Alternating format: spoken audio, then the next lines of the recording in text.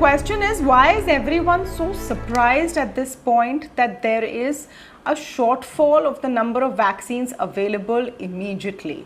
Many are saying this is because, India went ahead and supplied vaccines to 84 countries right at the beginning. We shouldn't have done that. We should have hoarded like the rest of the world. Well, maybe not. Perhaps it was a good thing that India gave to countries which don't have any capabilities at all.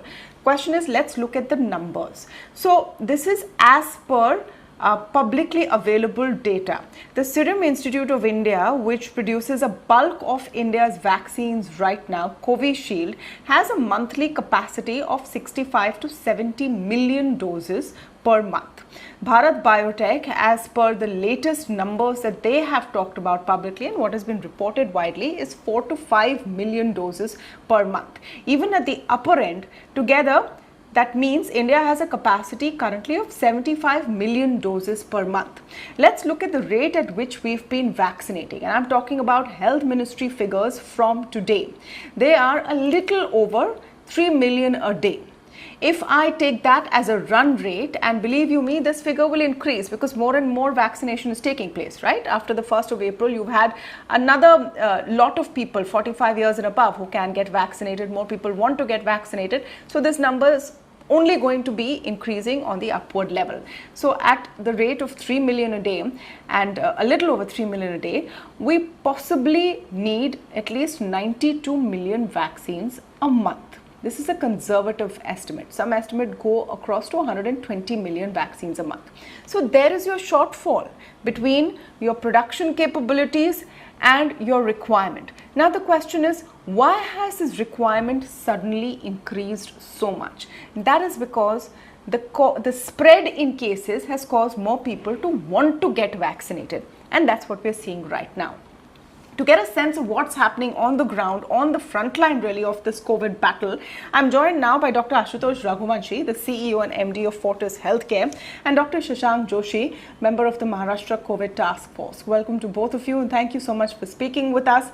Dr. Raghuvanshi, I want you to tell us what your experience has been with vaccine supplies. No, I think your report has brought about the reality on ground. As of today, one of our centers had to send 160 patients, which we could not vaccinate because of shortage of supply. We do not know where exactly the bottleneck lies, but the fact is that we don't have any supplies left.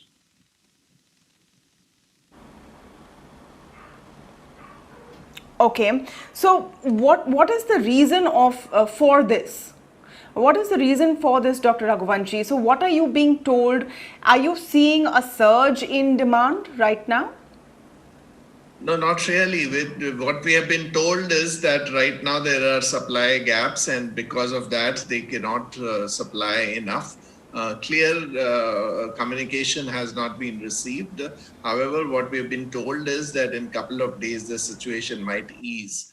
But till further order, it has to remain the way it is. Okay. Dr. Joshi, what do you put down this vaccine shortage situation to? Is this also got to do with the fact that now more people want to get vaccinated because COVID-19 cases are also surging? In January, when we started the whole program, you had a situation where there was vaccine hesitancy even among medical professionals. The clamor for vaccination has only grown now.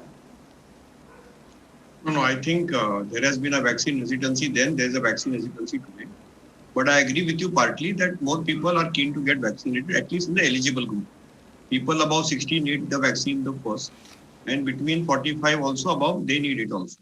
So I think we need to vaccinate eligible population as quickly, as early as possible. And I think this must be some temporary hiccup. And I'm certain that in a couple of days, this will get resolved. But if there is a genuine shortage, the way you have put out your numbers, it is a cause of concern. And I think we need to ensure that the various stakeholders will take appropriate steps so that this is mitigated.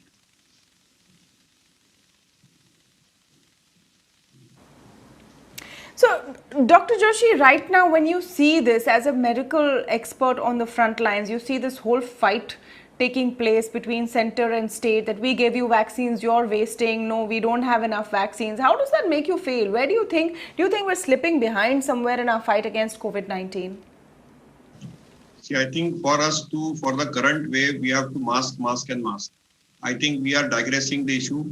We need to follow strict COVID appropriate behavior. The strongest vaccine is still the mask. But it is definitely sad that some stakeholders, there is some communication channels which need to be opened in a better dialogue, conducive dialogue, cooperative dialogue, and ensure that the people who deserve the most get a vaccination. So I think there should not be any other scope beyond science and beyond policies which should intervene in that. So sometimes it does make us a little disappointed. But I think, whatever vaccination program was enrolled was very mindfully and very carefully structured. Remember, we are running the largest vaccination program in the world. We gave it to the most vulnerable groups, as well as frontline workers and healthcare workers, which are fighting the second surge now. I think that is something which we need to compliment the government for. Second thing is that the most vulnerable people who are likely to die, they are the most eligible to get it. Now, if there is a shortage with them not to get it, it's maybe a cause of concern. I hope these are isolated events, and I'm certain that this will get rectified. If there's a genuine shortage, then it is definitely we'll need to slow down the process, and then we'll have to see how it has to be done. Currently, the process is very equitable, but there might have to be some reasoning done. And I'm certain that our policymakers will make some steps in that direction. But let me reiterate again on the channel that there is no substitute to masking, which is still the strongest vaccine, independent of the shot which you will take. Yeah. So there is this question of where we are in our fight against COVID-19. We've covered the shortage of vaccine now, but there are also reports of shortage or dwindling supplies, let me put it that way, of the drug Remdesivir, especially in Mumbai and Maharashtra. In fact, there have been now a cap placed on the prices of Remdesivir. This is one of the key drugs used to treat COVID-19. In fact, there is no clear treatment protocol for COVID-19 or no clear drug yet, and Remdesivir is one of the very few options.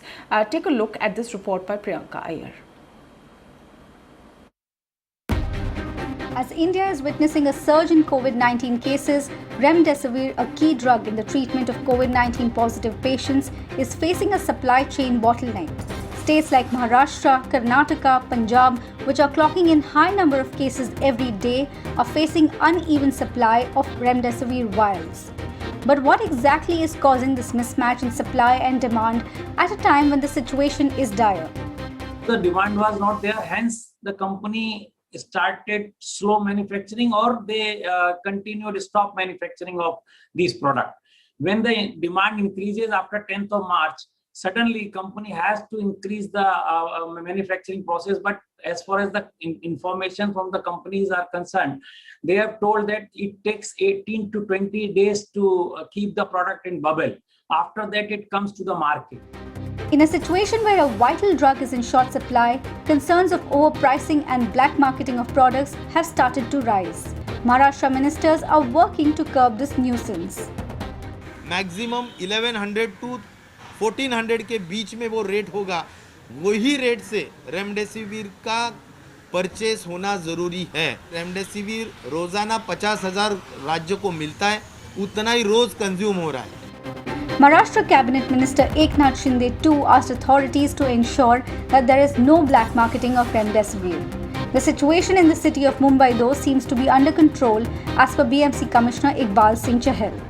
As far as Mumbai is concerned, 36,000 Remdesivir is available to us today, and we have floated tender of 60,000 which is opening today, another 2 lakh Remdesivir tender which is opening day after tomorrow. But I must admit that in the supply chain, we've been talking to the company in Bangalore and Cipla, they have some issues and the supply is short. So in coming days, we may have to grapple with that. ET now reached out to the top 2 Remdesivir manufacturers in India, Zydus Cadila and Cipla. While Zydus Cadila has not yet responded to our query, Cipla said that we have serviced all orders and are in the process to optimize supplies further. As per the All India Organization of Chemists and Druggists, all state governments as well as the centre are in discussion with manufacturers to ensure ample availability as the need grows. And the drug is also likely to be made available via chemist channels to make procurement easier. Priyanka Iyer in Mumbai for ET Now.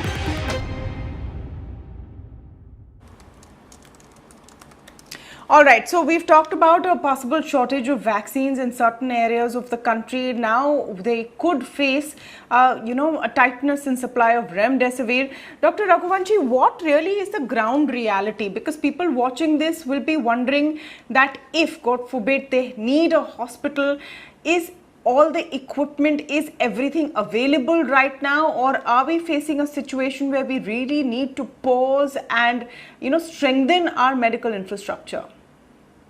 I think there should not be any concern about that. Adequate infrastructures are available both in public as well as private sector.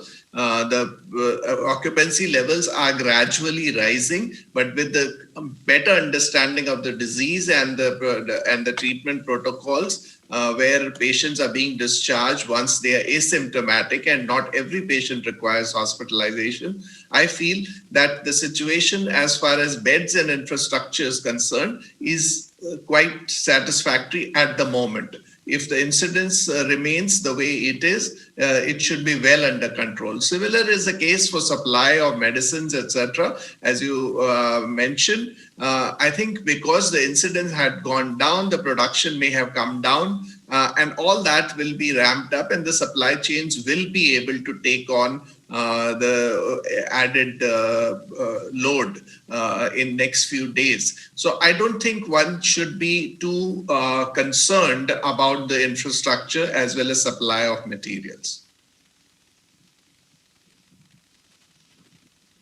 The case, Dr. Joshi, what are you seeing in Maharashtra and in Mumbai at least? And I'm focusing on these two areas because this is the hotspot. This is where the surge is. So now we're hearing of people running around for beds. We're hearing about Remdesivir shortages in some cases, or supply constraints. We've reported about vaccine shortages. People are going to be wondering what's going on. So first of all, there is no need to panic. I think we have sufficient supplies of everything from beds to ventilators to ICUs to various drugs if they are used judiciously and appropriately. I think what has happened is that this Remdesivir doesn't impact mortality. It definitely improves clinical recovery and should be used in moderate to severe cases. But now people are coming and asking a doctor that they should take Remdesivir for mild cases, not appropriate. So I think it's a restricted use, emergency use drug, and therefore this can get rectified correctly. Secondly, even the beds, mild patient, asymptomatic patient, which can be monitored in a coronary care center, corona care center, need not occupy a hospital bed. And that unfortunately creates the most deserving patient not getting the bed. And that is sad. The other thing is that the medical people should have the discretion whom to admit, whom not to admit, rather than using any pressure from any other source to admit the patient. The medical indication should be the supreme condition, whether it is giving a drug or whether it is getting a bed for a particular deserving patient. If that rationalization is done in the triage in an appropriate way with adequate manpower assignment, I think it will be easier. So I don't think we should create any of these artificial shortages. I am certain that there was a supply demand issue which will get corrected. And also remember that this Remdesivir is not a magic bullet which saves lives. The data on it is quite controversial. In fact, most of the studies have not shown any impact on mortality at all. Yes, it definitely improves hospital stay by 1 day and improves recovery by 1 day. So in terms of recovery and hospital stay, it does reduce it. So it is a drug which is used by clinician for clinical discretion. But remember, all these are experimental drugs and have emergency use authorization. They should be used in moderate to severe cases, but they should not be indiscriminately used as well. And I think that is something which people have to be mindful of, and people should stop getting fearful that I didn't get Remdesivir, something will happen to me. No, nothing will happen to you if you don't get Remdesivir. Maybe you might stay in a hospital for a day extra, is at best what the drug has demonstrated. So first of all, don't panic at all. There are situations, we are in a grim situation, but at the same time, it can all be managed. My only humble request is that if you get COVID positive and if you are asymptomatic or mild, contact your medical professional, see the need for hospitalization, go to a quarantine center, get yourself quarantined, and keep in touch digitally or otherwise with your medical doctor. If you really get into a moderate to severe category, which is a small category of 15 to 20%, then you have very large systems, including Dr. Raghuvanshi system like Fortis, so many other hospitals are available for them to take care of them. Then the most deserving patients will get in there and we'll be able to manage them better. I think this is something which we learned from the first surge, how to optimize bed allocation, resource allocation. And this is something I think... But that's the thing. No, absolutely. I take on board I take on board that people should not panic. We should not panic. But, the question is that a year later, why are we still scrounging and talking about shortages? Why are we doing that? Are we now in really a second wave which we were not prepared for or not prepared well enough for? These are the questions that now need to be asked as we continue our coverage. But for now, I want to thank Dr. Joshi and Dr. Raghuvanshi for joining us on this discussion.